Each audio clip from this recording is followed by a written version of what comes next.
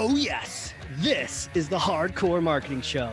I'm Casey Cheshire, your host for this epic journey.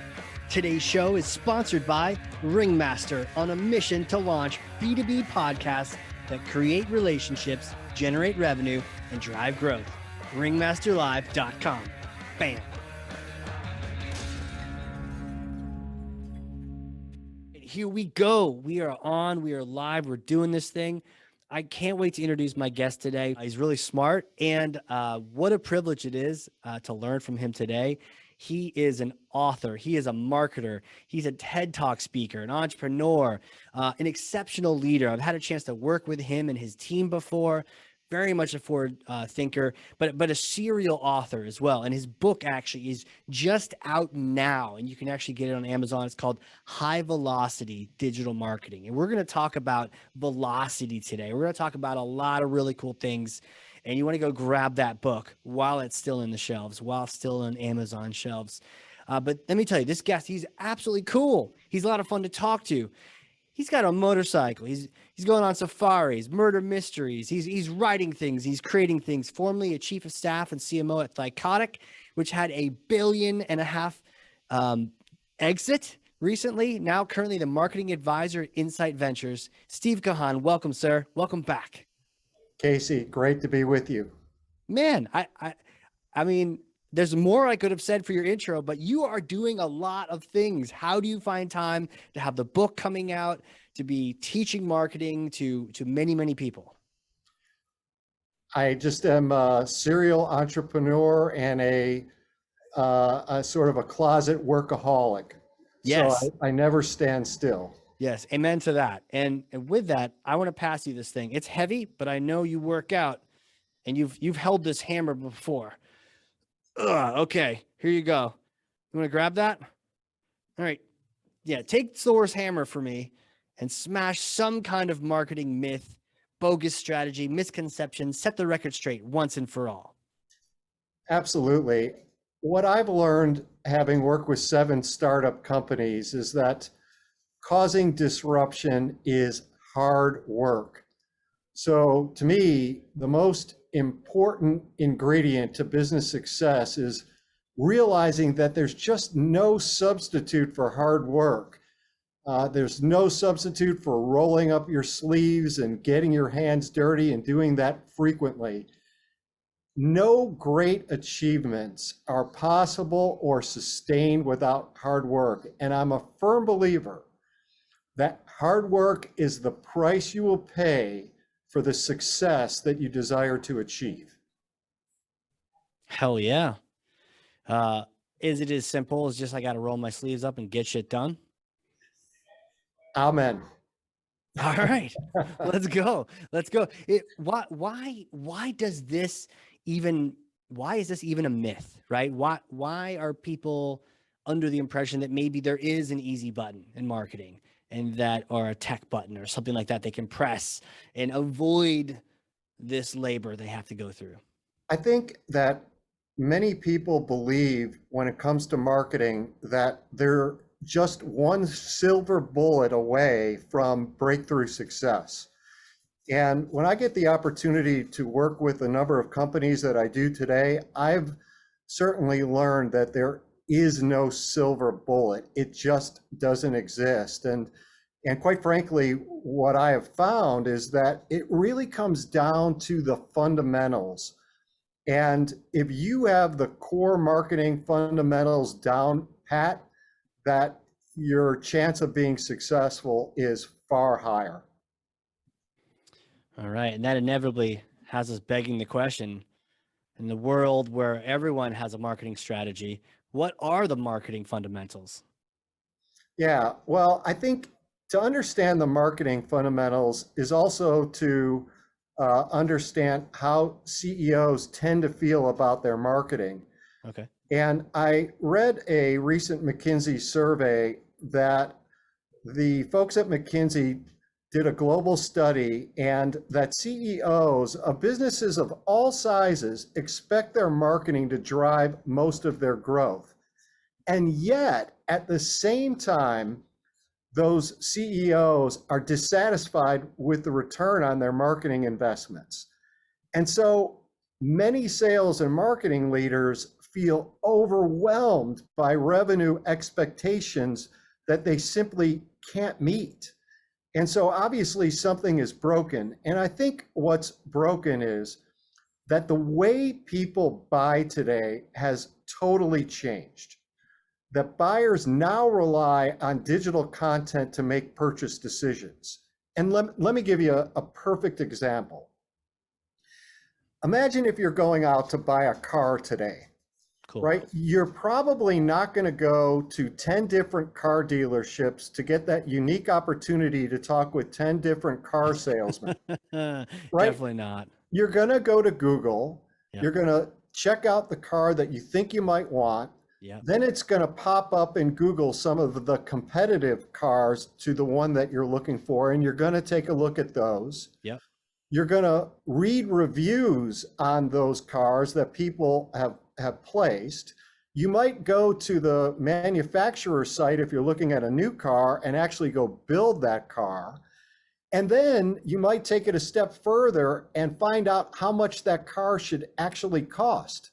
Yeah. So you'll know more about that car that you might purchase than the salesperson does. And the marketplace too, because you have looked at everything and they probably are staring at their same showroom.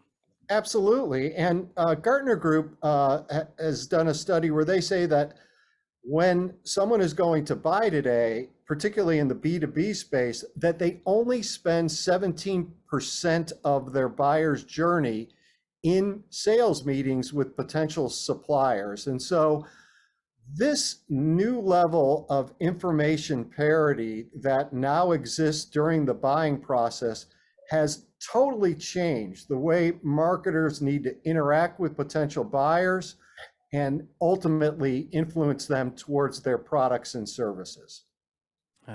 It's changed. It's changed. And man, what a wild journey. If when you know more than the sales guy or gal, thing. And you also know that, to your point, there is nothing special in particular about that dealership.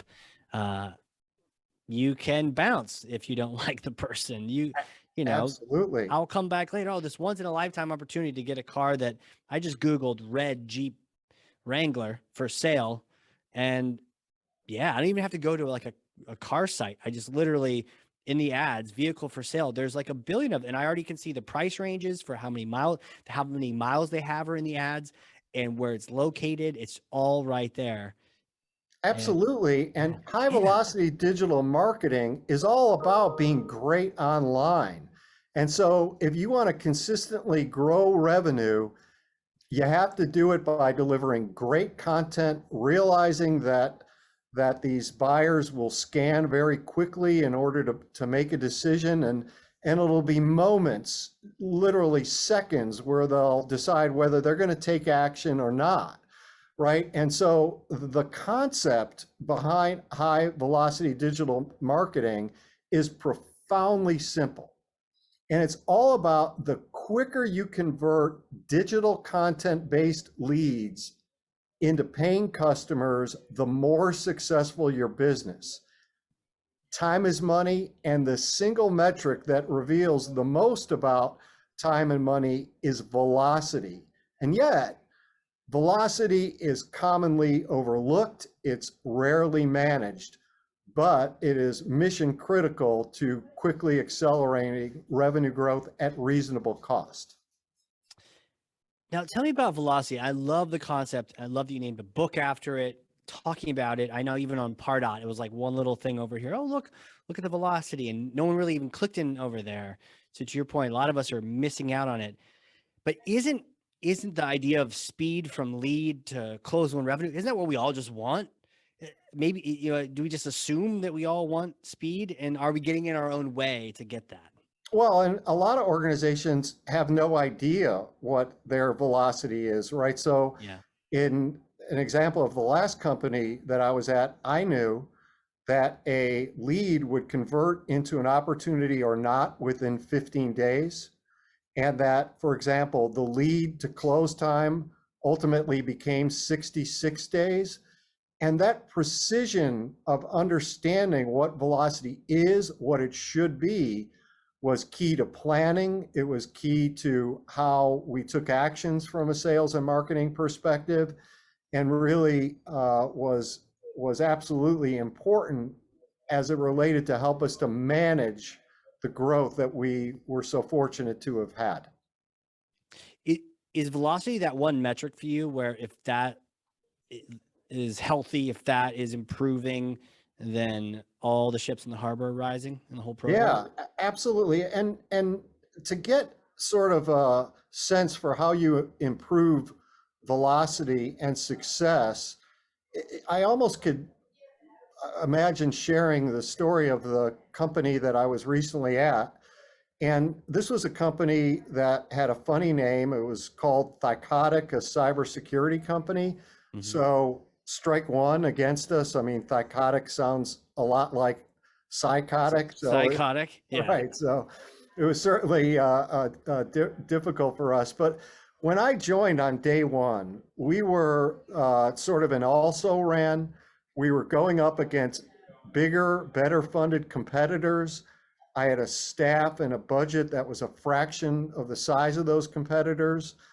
Revenue had flatlined for the 2 quarters prior to my joining, even though the market was a cool market.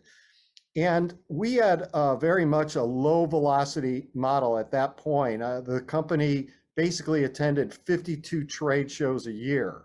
Wow. And we restored revenue growth literally within the first quarter. We hit our numbers every quarter for 5 years running.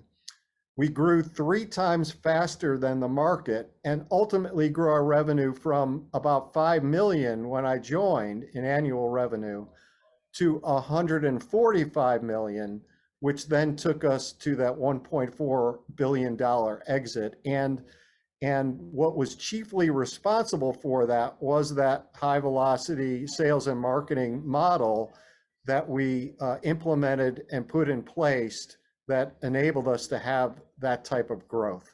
I love that. Love that. And what a story, what an exit at the end of it. $1.4 billion, just a little bit of cheddar, a little bit of cash. Where do you start when you hear a podcast like this and you're like, God, I've been ignoring velocity my entire life, my whole career. You want to get started. What's step number one? Well, it starts with the fundamentals, right? Yeah. And so when I joined Thycotic on day one, I asked the founder and the management team a really simple question, which was, so tell me, who are our customers, right? And so this was a company that was 5 million, so not huge, but not small either. Right. And so they said, Steve, wait, you're supposed to be this very talented marketing guy. You ought to know we're a cybersecurity company after all. You know that our customers are the VP of IT security and the chief information security officers. I can't even believe that you're asking that question. Mm-hmm. And so I shook my head and said, yep, got it. Thank you. And then I started to go about interviewing those customers, and I met with a number of them.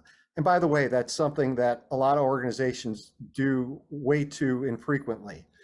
And what I found was really my first aha moment, which was that our customers weren't those VPs of IT security or CISOs at all.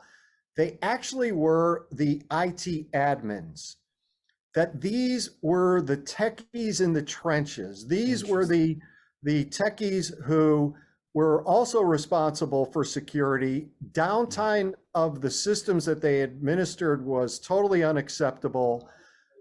They wore multiple hats. They were super busy. They wanted simplicity. They would never read an analyst report if their life depended on it. They would, however, read reviews from their peers. Where they hung out online was totally different than where the VP of IT security hung out online. And so imagine if I would have put our time and money into marketing online, targeting the wrong customer. Jeez. I would have wasted a ton of money, and we would never have had a chance to have the growth that we ultimately achieved. Right. And so it starts with really understanding who your customer actually is, and then going about figuring out the full context of their world so that you really understand the challenges that they have and the ideal solutions that they're looking for. That's where I started, and it set us on the right path. And we were able to, as I mentioned, turn around our results and accelerate revenue growth literally in the very first quarter. Jeez. I mean, how many times do we see people doing that, going all in and not even being aware of who is the person they're going after, right? And it sounds like, even when you were asking people these simple questions, I bet you the answer varied person to person at the beginning. We're not always at the same page with each other. Not really, left hand's not talking to the right hand. Yeah. I mean, absolutely. And then it really comes down to asking the right questions when you're meeting with those buyers. What I found is that when organizations are talking to their customers, a funny thing happens, that they tend to ask them questions that just so happen to align really well with the solution that they offer. Imagine that. Yeah, imagine.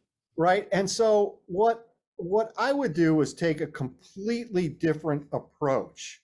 So let me give your listeners an example of one of the categories of questions that I would ask. So I would ask questions, for example, around the status quo.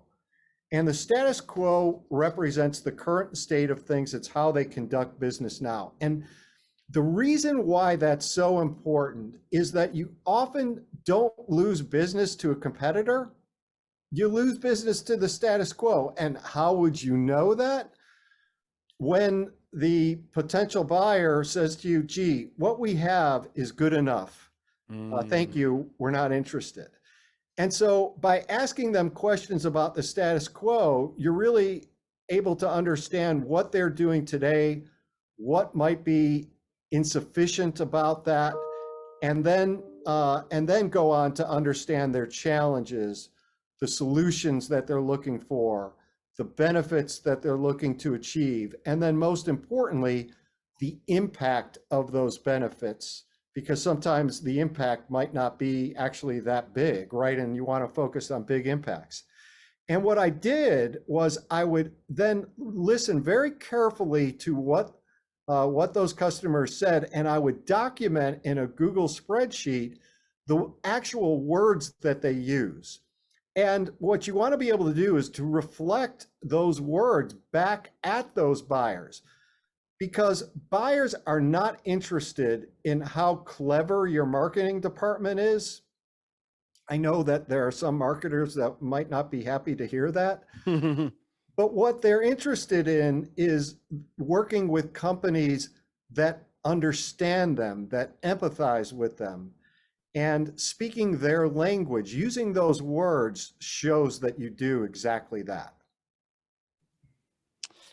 Yeah, I mean, I just think back to even writing subject lines for a newsletter or simple things. And are we thinking about, I've done this many times, where instead of thinking about a subject line that would really show your exact point, the buyer, that I am thinking about them and I know what's bothering them at the end of the year here, I'm thinking, ooh, what's a clever subject line, right? Or what kind of emoji can we use? And it's the wrong goal, but I'm like, oh, what kind of subject can we put in here that will be so clever? Like, what a cool holiday pun, but it's not what it's about. Yeah, absolutely. And then once you understand the full context of the buyer's world, then that puts you on far more solid ground to create incredible content that actually gets buyers to respond. And you'll know that your content is incredible if you have at least a 5% website visitor to lead conversion rate. Hmm. If you have that type of conversion rate from your website, odds are your content's great. And that's so important. And think about it in your own lives. I'll certainly mention it as it relates to me. Yeah, I please. almost never put my name, address, email, phone number in any form online, right? Because you know what's going to happen. You're going to get hounded. Yep. So that content has to be so good, so compelling.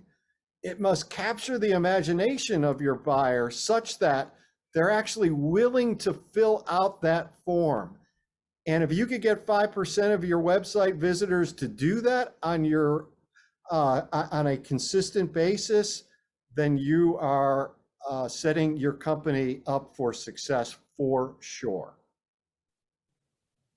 Man, it's like a formula. It's a recipe. Um, what are the critical parts? Because I want to encourage people to go out and get the high velocity book, high velocity marketing. What are the pillars? What are the cornerstones? Right. So certainly you have to understand who your ideal target buyers are. Right. You need to understand the full context of their world. You need to create incredible content and turn those into campaigns that will enable you to contribute to revenue growth. You need to be able to maximize the results of your sales and your partners in to follow up in a proper way, in a way that will help conversion to be where your company needs it to be. And then you've got to track the metrics like a hawk. I mean, for me, I had a sickness of getting up every morning 365 days a year and staring at my Tableau dashboards so that I was so on top of the numbers and the metrics, we would be able to move at a moment's notice. Mm-hmm. Those really are those core foundational pillars that make a high velocity marketing model go. I love that.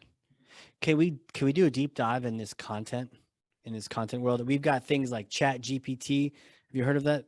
It's out now. It's an AI chat that can write you a whole thesis if you'd like. And school's going to be all messed up now. Kids are going to have the AI bots write their essays. Tempting, as soon as you hear about it, everyone in marketing is going, could the AI bot write my content too? So I spent more time thinking about content than most CMOs that I talk to do, Okay. because I knew that it was mission critical to the company's success. And so the way to think about content is in the following way: that first, I would map out the buyer's journey, right? So if you think at the top of the funnel, more of like a discovery, education, then going to the next phase where buyers are considering various solutions, down to the next phase where they might be evaluating one or two, and then ultimately purchasing. So the first thing that I would encourage your listeners to do with that simple buyer's journey is to map out the content that they have that plays to each stage of those buyers' journey. Now, that is so important because nothing zaps the velocity out of a high velocity marketing model than a gap in content in any of those phases.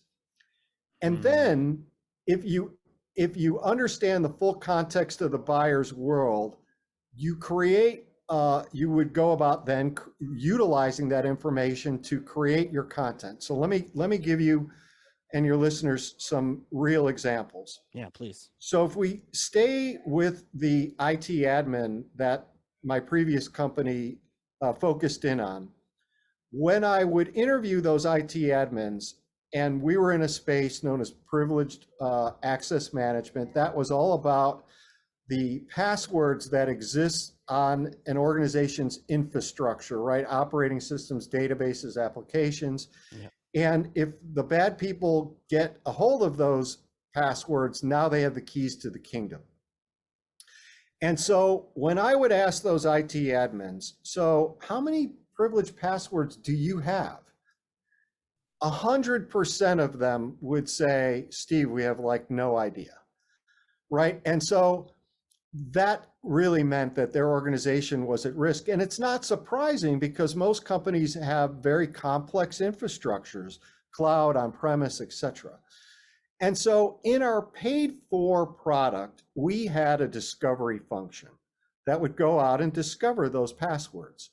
One of the first decisions that I made was to give that discovery function, package it up as a free tool, and give it away certainly for free. And what we did then was that once you did that discovery function, we packaged it up where it would also be environmental specific. So Microsoft or Unix, for example, which meant that my marketing could be even more targeted. And then we gave a beautiful report that showed them exactly the privileged passwords they had, what their risk was, what they should do about it, right? And that free tool flew off the shelves. Another piece of content that we created was we called the privileged password risk assessment. This was really cool. Okay. Someone would come to our site, they would answer about 10 minutes worth of questions, and then we would give them a grade like they were in university, A through F, right? Which helped them to understand the magnitude of risk. And for each category, they would get in this beautiful report, and they'd get it immediately. People want immediate feedback. They would get this nice report that showed them how they were doing in each category and what they would need to do to improve. Now, the super cool thing about this was because I was also collecting information about the geography, the size of the company, and the industry, now I could do something really cool. Was I would then send those same folks who downloaded that free tool the very next day an email, which would give them a report on how they compared versus their peers. Everybody wants to know how they stack up versus their peers. So what did that do? It gave them great, super valuable information and also got them into the habit of opening our emails. And then because I collected all this great proprietary information that nobody else in the world had, I could then publish reports like the state of privilege access management, or to slice and dice the data. For example, the state of privileged access management for financial services companies in the UK. And that fed more content. It fed our social media. It populated a lot of the blogs that we did. It fed information for podcasts that we ultimately would put out. So all of that could be repurposed. We had so much information to be communicating. And then I took it one step further. Many organizations don't consistently train their sales or their partners on their new content and how to effectively use it. So we had young, pushy sales reps, right? Like a lot of organizations. But we would teach those sales reps to follow up, for example, on the privileged password risk assessment in the following way. Gee, so tell me, what grade did you get? Where did you do well? Where didn't you do well? Mm-hmm. Would you be interested in learning how we can help you to improve and reduce your risk? And that changed the dynamic of how we were perceived and the relationship that we ultimately had with those prospective customers, because they viewed us as an organization that was consultative, that wanted to help them, not just sell them stuff, even though of course we did. Right. And so that's an example of really great content, how we put it to use, how we repurposed it, and then how we then trained our sales team and our partners, all of which was critical to then having that velocity that I mentioned earlier. Mm-hmm. And then of course we micromanaged that velocity and conversion rates to ensure that they were as good as they could be. Do you think? I mean, talk to me about the quality of the content. I've heard a lot of conversation around, if even just the title gets people to complete the form, some people are happy with it. I've certainly been tricked into completing a form thinking that, hey, I want to know about AI and marketing automation. That sounds great. And then the content was just utter rubbish. Um, what's your take on that? How good does that content have to be in order to still act as the fundamental, core in your process here? Yeah, so the headlines and the content itself, they both have to be great, right? This is not mutually exclusive. Like this Right. is they work together, Right. right? And my opinion on that is that your content itself has to be great, right? Because buyers sniff through it, getting real value or getting marketing BS like in a heartbeat, right? And so, for example, in the content that we just talked about, the reason why it flew off the shelves is because it offered real value, right? And a testament to great content also is its longevity, Hmm. right? And so the VC firm that ultimately purchased Thycotic for 1.4 billion merged it with another company and renamed the company Delinea. Most of the content that I built in the first few years of the company is still used by the company many years later. Wow. And lots of, if you go to Delinea's homepage, right, and I just looked at this last week, maybe it's not that way now that I'm mentioning it, but they have some content called PAM for Dummies. It was built in conjunction with Wiley, and then the next level, which was the Expert's Guide to PAM, on their homepage today, right? And so it's like, this is like more than 5 years later, probably 6 years later, after that content was originally built, it is featured on their homepage, right? And they wouldn't be doing it if it wasn't converting. And so when you offer real value, it has staying power. It will produce for you year in and year out. Sometimes marketers think that it's old stuff. Well, it might be old to them, but there's lots of buyers out there, and probably many of them haven't had the opportunity to interact yet with your great content. So I think Hmm. you've got to have both. And that makes a lot of sense. Do you think AI is going to be able to fit that bill?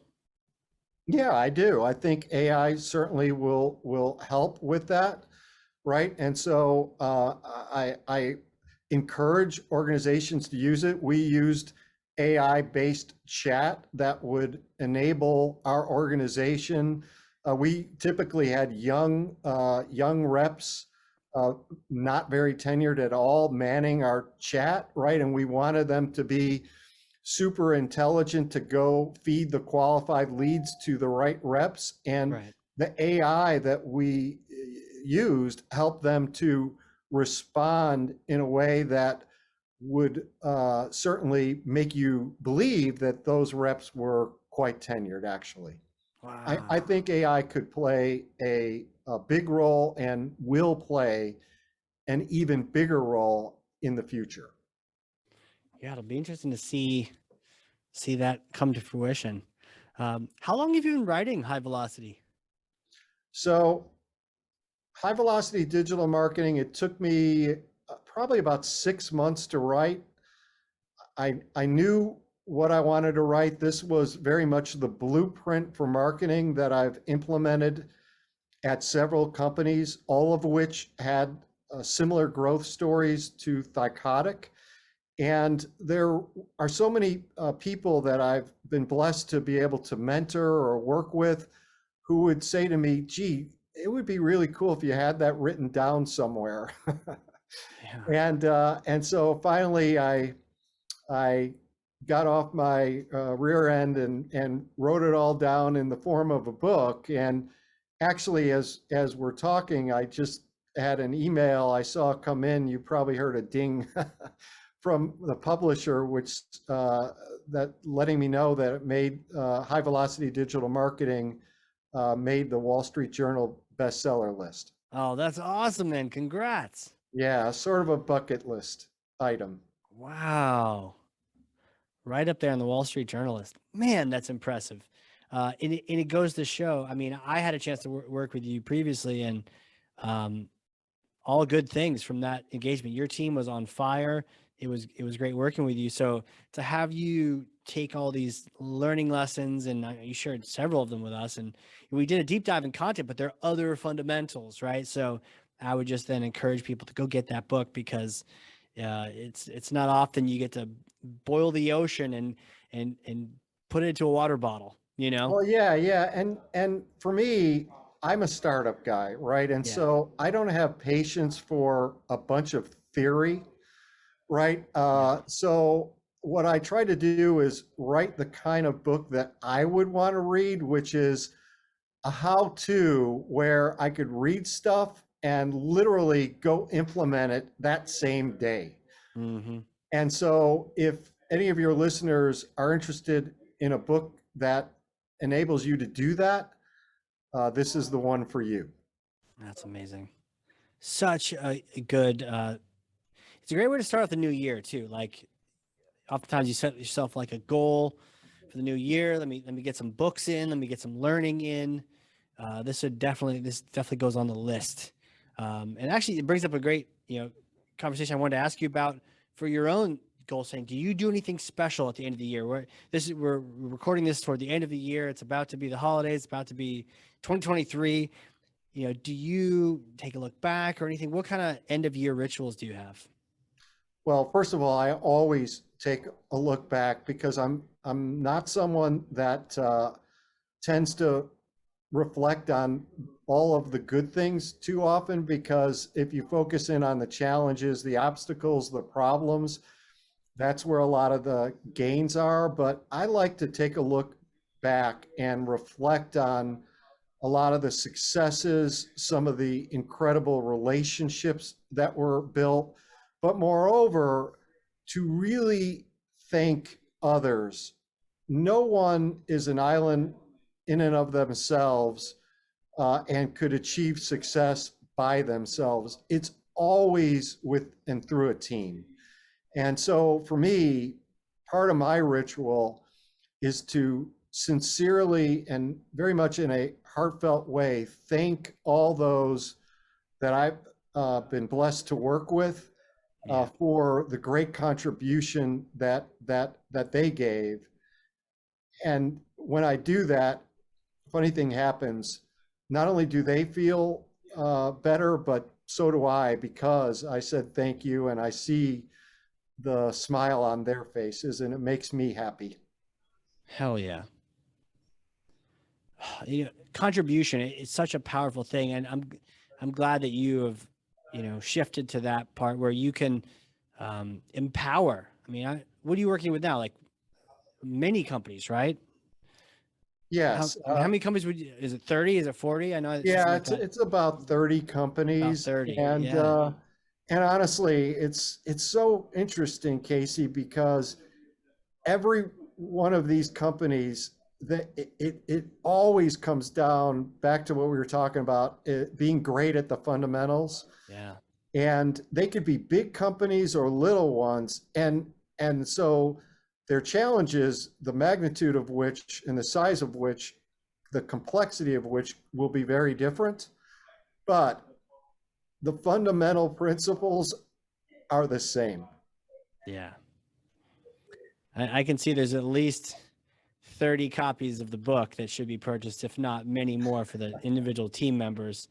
At least cut down on conversation. So I imagine there's probably people that have a really good one or two of the fundamentals is really strong, right? But there's just one of them that is just they haven't minded, maybe they didn't know about, and so they've got a leaky, roof, right? They've built their house on an almost frame. Yeah, and I mean, then there's like a bunch of simple things. For Mm. example, yeah, I talk about things that you could implement tomorrow. So let me just give your Yeah, listeners some. please. So your website, put a get a quote button on the top of your homepage. I've mentioned that to a few companies, and that's the highest converting form they have on their entire website. Minimize friction in your form. Think white space. When you go to Google, there's a reason why they got all that white space. And I've seen organizations, when they reduce the fields, for example, from 4 down to 2, they could have a up to 60% increase in leads. Yeah. Uh, Wow. Offer exclusive or upgraded content. I mentioned in our case, we had a piece of content called Pam for Dummies, and then we would pop up the experts guide for dummies because maybe some of those website visitors wanted more information, something more sophisticated. Add more validation and proof, right? What you need to understand is that social proof is now the new word of mouth. And I would say one last one is a lot of organizations don't cater to mobile users. Your website visitors are looking on their phone to get at your website. And like when that website gets way smaller, does it shrink appropriately? Do things stack up right? Yeah. How's the load times, right? And so they're losing a lot of potential customers, right? These are a few things. In the case of mobile, it would be more work. But a lot of these things are simple. Here's one more. If you're doing blogs, Hmm. you should have a call to action, in my opinion, for every single blog. Don't leave it up to your blog readers to figure out what to do. Like a lot of people and organizations end their blog posts by just asking their blog visitors to leave a comment. That's doing them wrong. Hmm. Add a good aligned call to action. Don't worry about it being salesy. Like make sure that Right. it flows with the content of that blog, but be specific. These are just a few things that a lot of organizations could hear this and start doing like today. Love that. These are all in the book too. Every one of them, and Jeez. a lot more. Even just doing that would have such a measured effect. I mean, the idea of you can't feed your family with comments, right? So put that quote button out there, get some kind of call to action.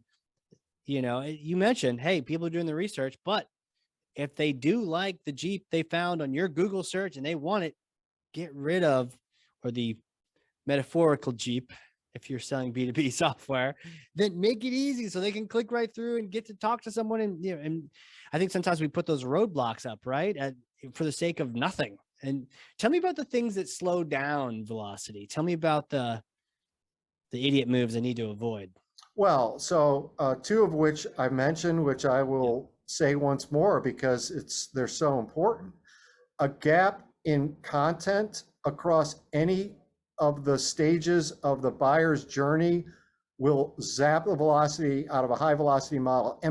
And then secondly, and it plays with this, is you need to consistently train your sales team and your partners in your content, not only so that they follow up in a consultative way or a proper way, but also if they understand if your potential buyer downloaded a certain piece of content, that the next logical uh, content that they should be offering is as follows, right? Describe that, make sure they understand why that's the case, and then make sure that you are properly creating content stories such that you're properly mixing and matching that content in your lead nurturing programs so that you're able to move prospects along quickly. Love that. Love that. Get rid of the roadblocks, grease the skids, throw a bunch of slip and slide down on the floor, get those folks, like you mentioned at the very beginning, from that Yeah, I digital mean, lead beginning all the way to that revenue at the end. yeah, and and you've got to be able to understand those buyers, right? And so, like in our case, when I understood those IT admins, I knew that they wanted to learn about simple solutions, easy to use, easy to implement, easy to install.